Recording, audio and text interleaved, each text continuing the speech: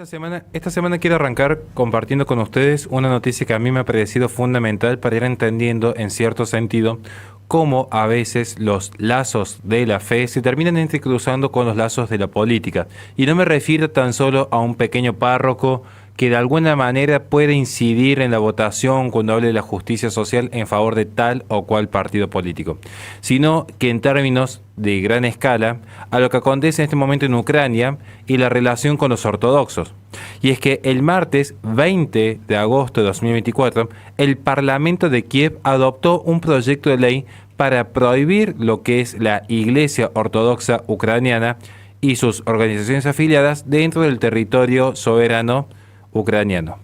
El sitio web de cat.ch informa lo siguiente: Kiev y el Servicio de Información Religiosa de Ucrania se refieren deliberadamente a lo que es la Iglesia Ortodoxa Ucraniana como la Iglesia Ortodoxa Rusa, la iglesia más importante del país. En este sentido, vale la pena recordar primero que hay tres grandes ramas ortodoxas en Ucrania. Por un lado, lo que es la Iglesia Ortodoxa Ucraniana, dependiente de Moscú, la Iglesia Ortodoxa de Ucrania, dependiente de Kiev, y luego lo que es la Iglesia Autocéfala. Sin duda que en esta votación del Parlamento ucraniano hay un cierto ensañamiento contra todo lo que pueda recordar a Rusia, y es entendible atendiendo al presente conflicto bélico que ha tenido más de un viraje en los últimos años. En efecto, como señala el sitio cat.ch, lo que es la Iglesia Ortodoxa Ucraniana, también conocida por sus siglas EOU, está vinculada al Patriarcado de Moscú antes de que comenzase la guerra aquel fatídico 24 de febrero del año 2022. Ya en mayo siguiente había denunciado la agresión rusa contra Ucrania y cortado sus vínculos con Moscú, pero parece que esto no ha sido suficiente para el Parlamento. La votación que prohibió a esta Iglesia Ortodoxa Ucraniana se celebró el 20 de agosto, donde 265 diputados votaron a favor, solamente 29 votaron en contra y 4 votaron en blanco, mientras que otros 24 se abstuvieron de votar directamente. No habrá iglesia de Moscú en Ucrania, declaró en Telegram Andriy Termak, jefe de la administración presidencial ucraniana, tal como se informa en el sitio suizo recientemente mencionado. El presidente ucraniano Zelensky celebró la votación del Parlamento, pero, y cito, Rusia denunció inmediatamente un intento de Kiev de destruir la ortodoxia canónica,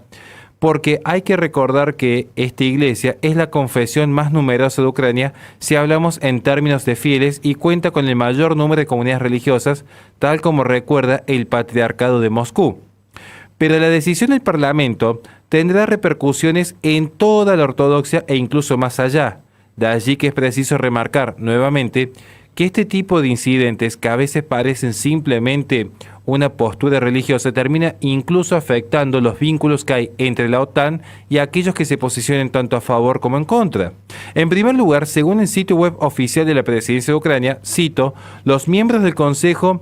Pan-Ucraniano de Iglesias y Organizaciones Religiosas expresaron su apoyo al enfoque del presidente en favor de la independencia espiritual y las libertades fundamentales contra los abusos del Estado agresor. Aquí se puede observar nuevamente cómo se empieza a vincular temas estrictamente religiosos con temas estrictamente políticos.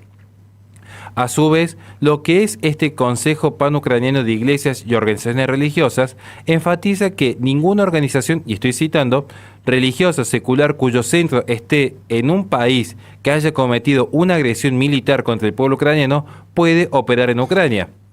Yo aquí agregaría lo que es realmente una falacia de falsa equivalencia, pero siguiendo con la nota, por esta razón el Consejo apoya el proyecto de ley de gobierno, presentando por iniciativa del presidente, cuyo objetivo es imposibilitar el funcionamiento de este tipo de organizaciones en nuestro país. Quiero remarcar en este punto que la presente Iglesia Ortodoxa, de la cual nos referimos, esta Iglesia Ortodoxa Ucraniana, ya había sido sospechada, al igual que la propia Iglesia Ortodoxa con sede en Moscú, de servir como central de inteligencia para lo que es justamente el régimen de Putin. Insisto una vez más, esto es algo que se ha sostenido, pero que nunca se llegó a corroborar de manera empírica y de manera transversal, donde no quede ningún tipo de duda. es nuevamente un rumor que circula dentro de lo que hace a la prensa internacional. Los miembros del Consejo de estas iglesias ucranianas que han repudiado la acción y la presencia de la Iglesia Ortodoxa Ucraniana en dicho país, finalmente declararon que la principal amenaza a la libertad religiosa en Ucrania es la agresión rusa que ha resultado en la muerte de clérigos y la destrucción de cientos de iglesias y lugares de culto. Entendible en este sentido también lo que es la posición de esta organización, donde temen que efectivamente la Iglesia Ortodoxa Ucraniana esté sirviendo de central de información hacia Rusia. No comparto la postura asumida, pero entiendo por qué se asume dicha postura. En esta decisión se acusa a la Iglesia Ortodoxa Ucraniana de haberse hecho cómplice de los sangrientos crímenes contra la humanidad cometidos por los invasores rusos, tal como lo informa cat.ch, de acuerdo al informe público que ha otorgado a los medios de prensa este Consejo Pan-Ucraniano de Iglesias. El sitio ortodoxy.com señala que Nicolás Balachov, asesor del patriarca de Moscú, declaró a la iglesia TASS que la decisión que se tomó en Ucrania es absolutamente ilegítima. Creo que también es necesario poder considerar las dos versiones que están en juego en este punto por una cuestión de profesionalidad periodística. Por eso remarco una vez más, de acuerdo al sitio ortodoxy.com, Nicolás Balachov aseguró en su carácter de asesor del patriarca de Moscú que la decisión adoptada en Ucrania es absolutamente ilegítima debido a que los representantes de la Iglesia Ortodoxa Ucraniana, que es miembro del Consejo, no participaron en dicha adopción. Es decir, se tomó una medida donde los principales afectados no tuvieron ni voz ni voto.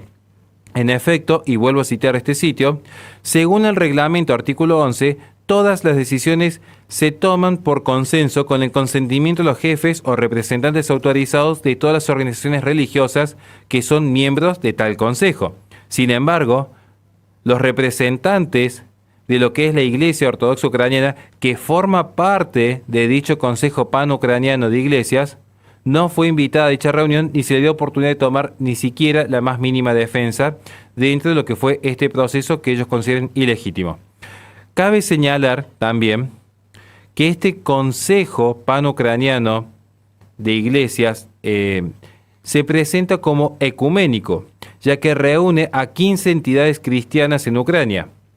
Solamente por citar algunas: la Eparquía Ucraniana de la Iglesia Apostólica Armenia, la Iglesia Greco-Católica Ucraniana, la Iglesia Ortodoxa Ucraniana, la Iglesia Católica Latina, la Iglesia Ortodoxa Ucraniana en Kiev, las Iglesias Evangélicas Bautistas, la Iglesia Pentecostal Ucraniana, la Iglesia Adventista del Séptimo Día en Ucrania, la Iglesia Evangélica Luterana Alemana de Ucrania, la Iglesia Evangélica Ucraniana, los musulmanes ucranianos, la Unión de Organizaciones Religiosas Judías de Ucrania, la Alianza Bíblica, la Iglesia Pentecostal Ucraniana y el Instituto para la Libertad Religiosa. Esta exclusión entonces de lo que es la Iglesia Ortodoxa Ucraniana del Consejo corre el riesgo de limitar seriamente las relaciones a futuros entre el Vaticano y el Patriarcado de Moscú, porque el apoyo tanto de la Iglesia Greco-Católica de Ucrania como de la jerarquía católica latina en este país ha favorecido la votación para excluir, nuevamente, lo remarco, lo que es la ortodoxia ucraniana. Entonces, se especula que se pueda tomar la falta de defensa por parte del Vaticano en esta decisión que excluían a un determinado credo sin darle posibilidad a sus representantes de defenderse como un acto de, y cito, traición, ya que la voz de Roma corre el riesgo de volverse inaudible ya en el Kremlin. De esta manera, a partir de un conflicto político, se estaría cada vez más lejos de volver a la unificación de lo que ha sido tanto Oriente con Occidente en lo que refiere a un viejo cisma que zanjó la fe de milenios atrás. Para cerrar, finalmente quiero remarcar que ante la situación de crisis, sin duda que es una de las más importantes que se ha vivido en los últimos tiempos, el Patriarcado Ecuménico de Constantinopla decidió enviar una delegación los días 20 y 21 de agosto para discutir la situación con los protagonistas. Este asunto muestra una vez más lo que es la sumisión y la dependencia de las iglesias ortodoxas al poder político, ya que justamente se ven directamente afectadas por conflictos de índole bélico que en principio deberían escapar por completo a lo que es la competencia propia de la fe. Nada más y muchísimas gracias.